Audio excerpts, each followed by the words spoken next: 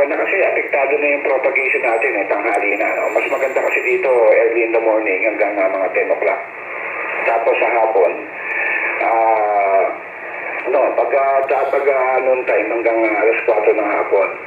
Kaya alanganin yan, kaya hindi masyadong maganda yung propagation. Sugar 5 ka lang dito, lagi. Pero okay lang yung audio, maliwanag ko. Copy. Location po pala yung location po. Kahit ako, nandito ako sa Aurora Province. Yung kausap ko nasa Negros, over. Copy. Contact tayo sa Negros. Tito, yung Negros po, radio check lang po. Over. Magandang hapon yan, Sambales. Si Dax Delta Alpha Zulu. Si Dax ito dito sa Negros Oriental. May question naman yung close mo, over? Copy. Si Talahib po, naririnig na lagi dito sa frequency to. Minsan pag nagte-testing, naririnig lang ako pag nagte-testing ng radio po. Si Talahib, over. Kopya Talahib. Ayan, walang problema. Malakas yung, klaro yung pasok mo sa modulation. Signal report is Sugar 9, Brian. Copy. Sugar 5 ka dito, sir, sa Sambales. Yan, quality 5 audio. Halos pareho kayo ito nung ni Aurora, over. Roger. So, ngayon ka dito, malakas ka, Sugar 9. So, walang problema sa over. Copy. Sige. Tito lang, natitesting lang. Nakabubukas na ng radyo. Salamat po sa inyong dalawa. Dito lang, monitor. Wala yun. Ano yung gamit ng radyo? Copy. 7300, over. Kaya pala maganda yung audio. Yung antena mo, anong gamit? 6 pers. Pakiulit. 6 pers. Anong klaseng antena yan? Omni antenna, yung ginagamit sa mga barko, over, yung 23 feet.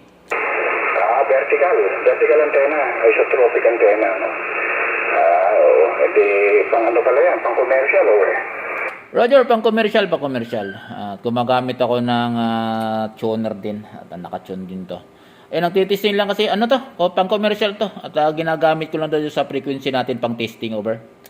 Hindi, okay naman. Amateur naman yung 7300 na ICOM eh. Okay, sige. At good luck yan. Okay naman. Wala naman problema dito. Kaya ako nagbago na ako noon eh. Kaya tinanggal ko lang yung dito. Yung audio chain na ginagawa ko. Okay, sige talahi. At pangalan ko dito, Ernie. Ang call sign ko, Hunter. Tapos yung call sign ng isa rin na Negros, siya si Dash. Kopya? Copy. Sa Negros naman, sa Iloilo Negros, may contact ako dyan. Nasa sa VHF. So may nilagay ako doon may nilagay akong analog doon na naka-POC. So nakaka-radio din ako doon sa VHF, over. VHF naman, POC. Sige. Okay, sige. At dito lang naman tayo. Dito naman meron kang VHF kaya ako nakating dito. Salamat yan ang palagi magandang tanghali, over. Likewise. Sige, dito lang. At lumakas ka ngayon, nag-sugar 9 ka, over. Propagation condition lang yan, talahit. Hindi naman ako wala naman akong ginagalaw dito, over.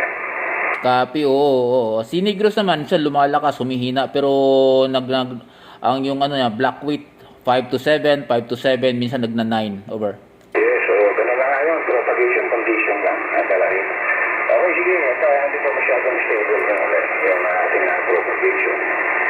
Okay, salamat at magandang tanghali dyan sa mga hawak ng hapon na yata, talahit ng Sambales. Copy. So dito lang, maraming salamat sa lahat ng mga kaibigan natin dito. Dito lang, si Talahib, over.